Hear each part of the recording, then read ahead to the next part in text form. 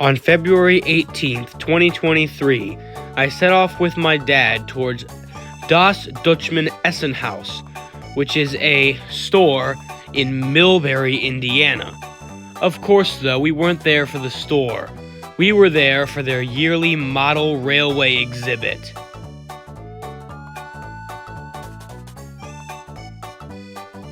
With the help of these two signs, we headed into the first building.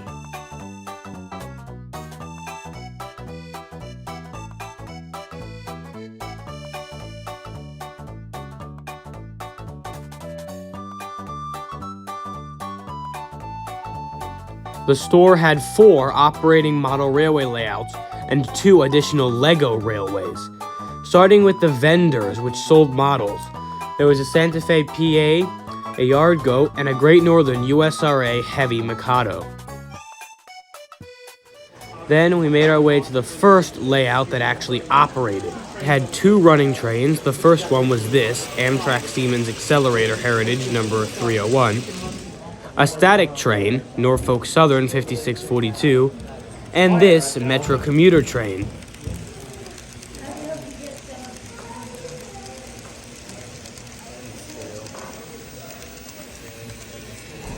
Crossing over the bridge. Yep.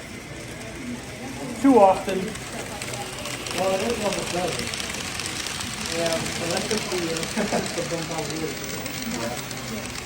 And then along the long straight, which gives a great view of the Metro locomotive at the rear of the train. Made a pretty good time to make it somewhere in Ohio, guys. It's too fresh, Matt. A few more nearby vendors with this beautifully restored Lionel Blue Comet. Several GE and EMD diesel locomotives, including a Norfolk Western patriotic paint scheme. And then this Smurfs Village looking model railway with an 042 steam locomotive operating with a short freight train.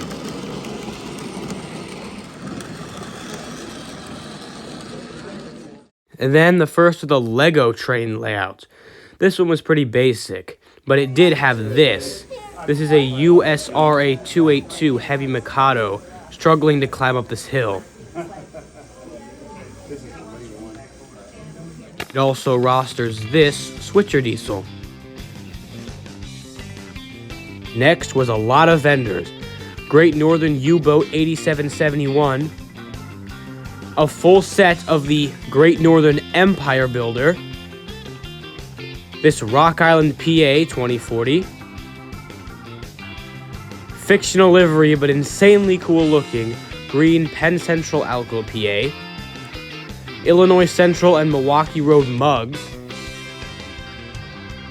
Thomas Fan Heaven, an area with lots of vintage Thomas toys. The creepy Talking Go whatever 2016 Thomas. An actual real copy of the Chessie System train handling rules.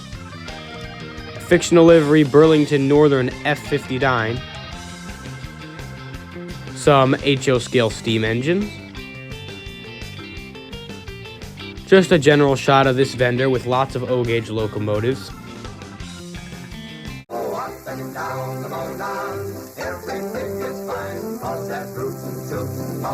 Trixie, but in a Great Northern fictional livery.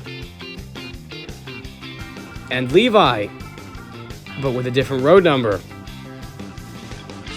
I almost bought one of these Alco RS3s to switch, but as you can see, they have outdated couplings, which means they wouldn't actually be able to switch anything. So I opted for something you'll see later. The second and final Lego layout. This one was a replica of Chicago, starting with some CTA trains with buffers for some reason. And this freight were the only 2 trains operating.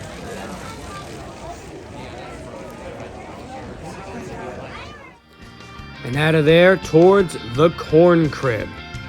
I thought this would be another building full of trains, like the first one had been. But, unfortunately, there was only this, admittedly very cool looking, layout. Operated by 2 10-year-olds. Quite cool. It had a Chessie System Jeep and an Amtrak F unit. Dad wanted me to take a picture of this truck for some reason. He says it's cool. I disagree. And, Amtrak N Coach. Yeah, I didn't know these existed. As you can see here, this was mostly an antique-type store. So we left and headed towards the third building, as seen here. The train show registration, which we had already done, and the show itself was upstairs. Bachmann Thunder Chief train set. Lots and lots of O-gauge rolling stock. And another operational model railway with Santa Fe F Unit 23 on a short freight. It also had a steam engine, which was kind of just sitting around not doing anything.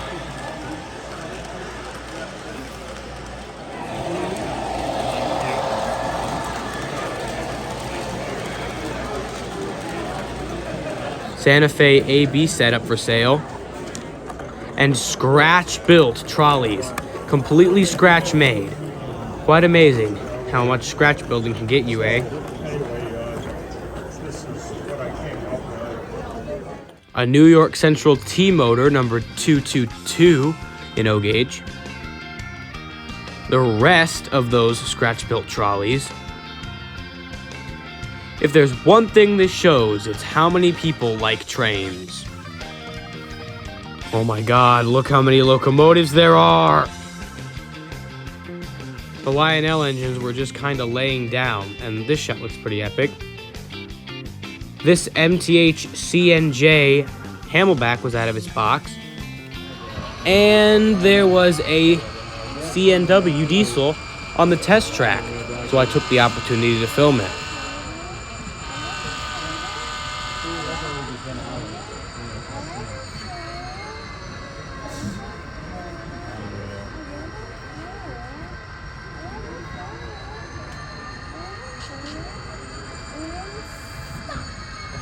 As always, fan favorite Alco PA. Gonna have to pick one of those up sometime. HO locomotives were littering every single shelf in this entire store. Brass Baldwin RF-16. Amazing. Family Lines GE U-boat. A set of 3 Northern Pacific baggage cars. An N-scale set of some freight cars and 2 Pennsylvania heavyweights. And finally, out of that building, towards the first building again to actually buy something. We looked for John, but could not find him. We only found these epic plates. And this epic poster of my favorite steam locomotive in existence. In the end, the Alco RS3 was replaced with this, an Alco RSD-15. I also got this, a General Electric U-boat, U-30CG. This, a Great Northern USRA Mikado. This Burlington Northern, amazing livery by the way, baggage car. A standard passenger car. And an N coach. After that trip, we picked up a flyer for the 2024 Essenhaus train show. We waited an entire year, and then on February 17th, 2024, we drove out to Essenhaus for the next train show. Unlike last time, we headed into the building with the train show upstairs first, otherwise known as the cafe. There we paid for our entrance to the train show. The very first thing I saw absolutely blew my mind because I thought these 2 liveries were the same color. As you can see, they're clearly not. Then we saw this set of Lionel engines with 2 Hudsons, a Penzi S2, and a Santa Fe switcher. And then this variety of cars with a New York Central and Monon one. Then a Chicago and Northwestern Railroad Company -9. A Wabash P1 Hudson in O-scale. An O-scale Santa Fe Super 7, or maybe it's a -8, I'm not sure. An original post-war Lionel Berkshire. And this huge vendor with lots of vintage Lionel engines. But the thing that set this one apart was that there was a Pacific running on a test track.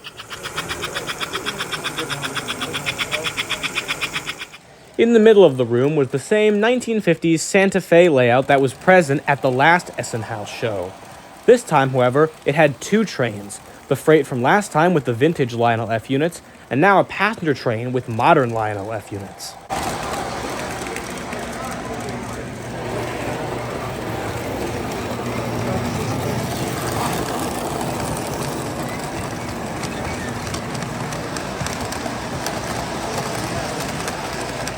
Back to vendors for a bit, we see these State of Maine products, Bangor and a Rustic boxcars, a Texas Special FA by Lionel, mounds of O-gauge diesels with that same Norfolk and Western Bicentennial unit from last time, a Chicago and Northwestern Railroad Company, Fairbanks Morse Trainmaster, an American Flyer Silver Streak Alco PA with a hole in the radiator, a Baltimore and Ohio HO scale E7, not an E8 like the paper says.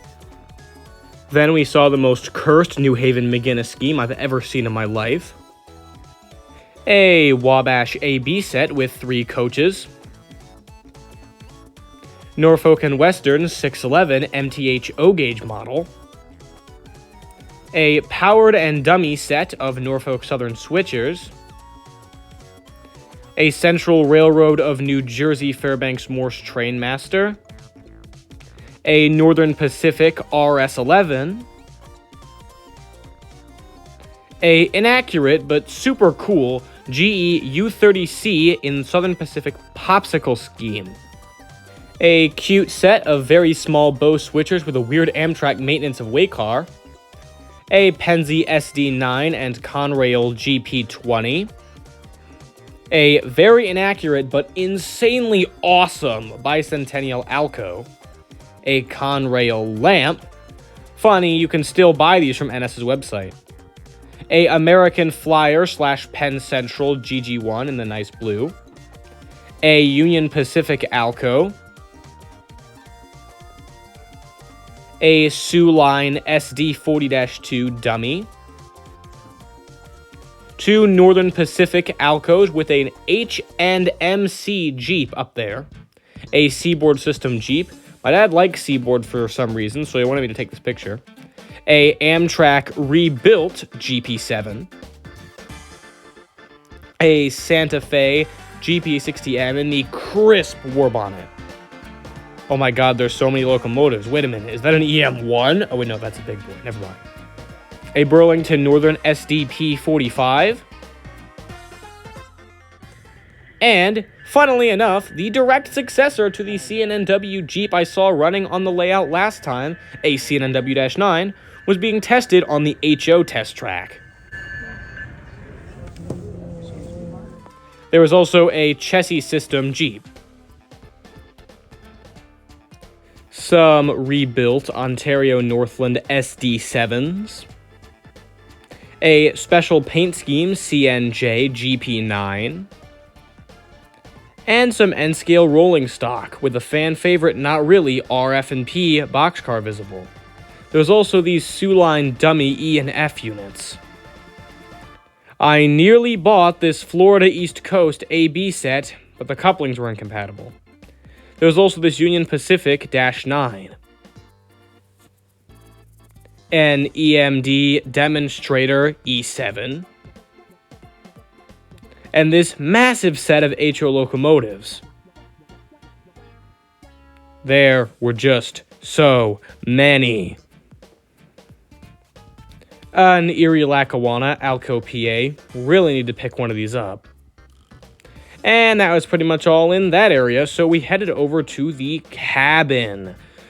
We knew this wouldn't have very many trains in it, like last time, and we were right. The layout, operated by the 2 10-year-olds, was still here, but the 10-year-olds were gone. It had the same Amtrak passenger train and chassis system freight train. Which one are you operating for?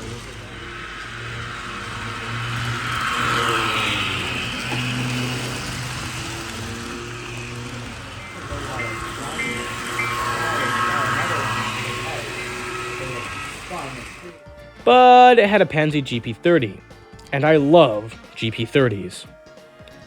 And I thought this was pretty funny. The path for the train show was track. Anyways, we headed out of that building and into the third and final one. Well, we thought. We saw this pacemaker boxcar, a C&IM SD7, and then the same Lego Chicago layout, this time with the Lego crocodile train,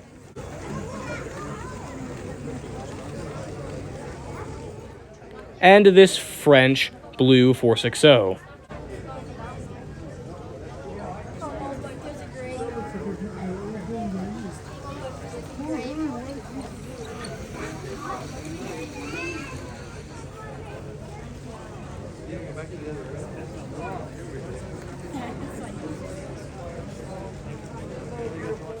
In the vendors, there was this Southern Pacific. And then we went to buy our first thing. When I laid my eyes on these auto rack carriers, I knew I had to pick one up. I tried to pull a Santa Fe one and it crumbled into oblivion. So I settled for this B&M one instead. There was this Santa Fe zebra stripe switcher. And Smokey the Bear fire prevention train. Okay. And this honoring first responders emergency services boxcar. This set of N-scale coaches with ones like CP, BN, CN, and Southern. This Pullman standard boxcar with a weird yellow frame. These Erie Lackawanna engines, one of them is a PA, I should have bought it, but I didn't. There was also this custom RS3 and Amtrak Phase 3. Remember it, it'll be important later. Quaker Oats Line 647. You're kidding me. There was also this Russian decapod, don't know what railroad it was from. A EMD demonstrator scheme GP20.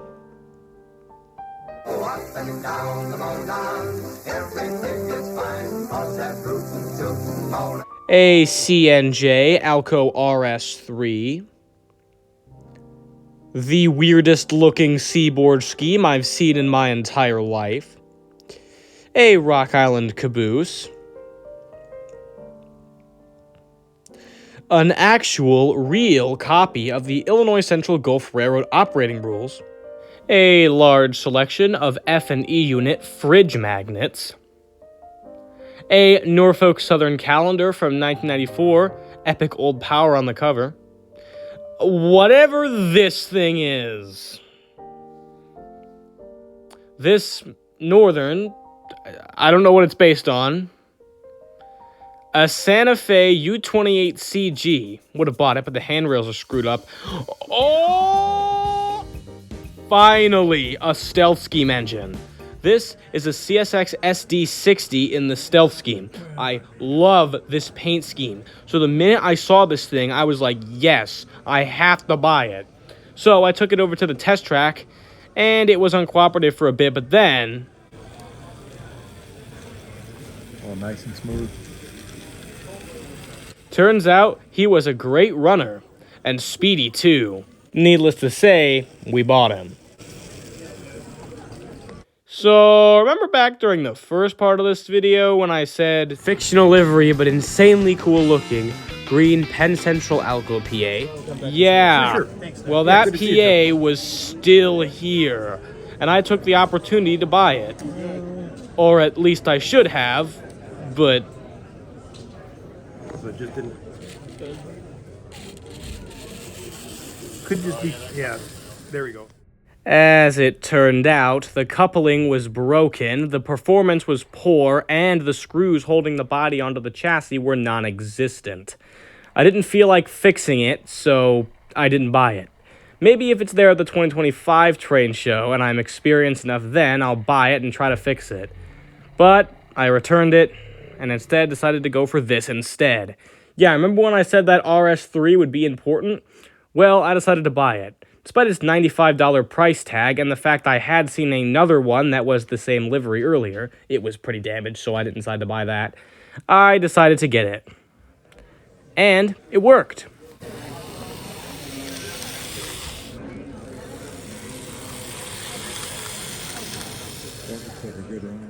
I went back to the same vendor and picked out this B&O SD7. I wanted to do a Chessie SD7. They had two, I tested both, and both of them were broken. So I settled for this B&O engine instead. After that, we packed all the stuff into a bag and headed into the third and final building, fittingly the first one I had visited on my first Essenhaus trip. First, we saw this little San Francisco trolley, a very cursed Santa Fe, weird greenish Penn Central type boxcar. That's not normal, no. And then even more weird stuff, but I'm gonna let you figure out what's wrong with this picture. There was also an N&W Y6B. I can't find one of these things in N scale. And also a Seaboard Coastline bicentennial unit. This is the first one ever, and it appears to have a cannonball shot through its running plate. Then there was a CN Bud and a Burlington Route Jeep. Before I got a look at my favorite layout from last time, the massive sectioned N-scale layout. Very similar to my own. Well, not really. That's actually completely different, because this one's actually realistic. Anyways, just like last time, it had this metro train.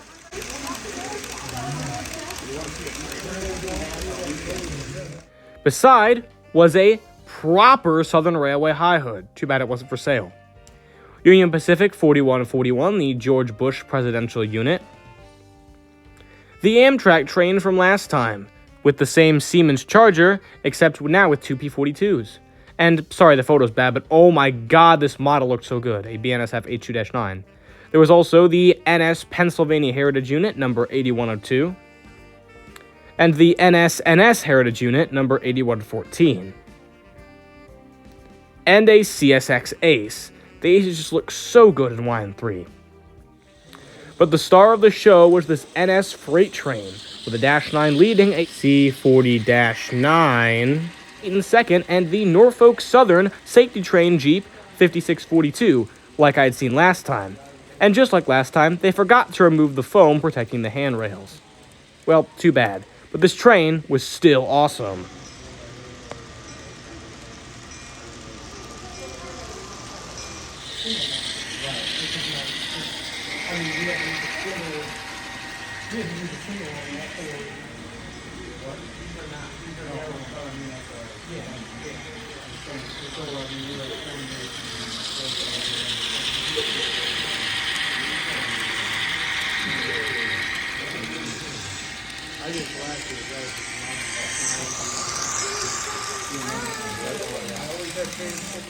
'87-'85 really did steal the show on this layout. There was also the Lego layout from last time. The only train moving was once again the USRA Mikado, and this time I actually got a proper shot of the front. After I got this shot, the guy actually running the train said, "Why are you filming it?" And I said, "Because I didn't get a proper video of it last time." So he let me walk over and take this picture right up close from behind the scenes. Then we went over to that Smurfs Village looking railway, which is actually called the North Branch Railroad. Don't ask why it says railroad twice. The two engines on this train were new. The layout had gotten a major facelift since last time. Now it had an 040 steam engine pulling a passenger train, and a small petrol engine on the upper narrow gauge tracks pulling a freight train.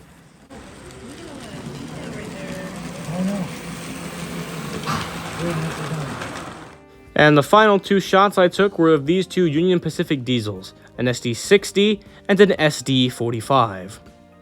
After that, we were done. We had toured all the locations and spent all of our money. So we headed out to this trolley in major air quotes, otherwise known as a bus, and rode it back to the car. Actually, we ended up riding for a little too long and ended up at the donut shop. We didn't buy anything. Once I got home, I gave the CSX SD60 a name, Johnson, and ran him in on the layout, as he had never been run before. Then I filmed a short video with him and called it a day. The two other engines I haven't named yet, and I also don't get them yet. My mom gave me some money to spend for my birthday, so I'll get those then, and then I'll probably make some videos with them at that time. Anyways, thank you for watching, and come back for another vlog just like this one.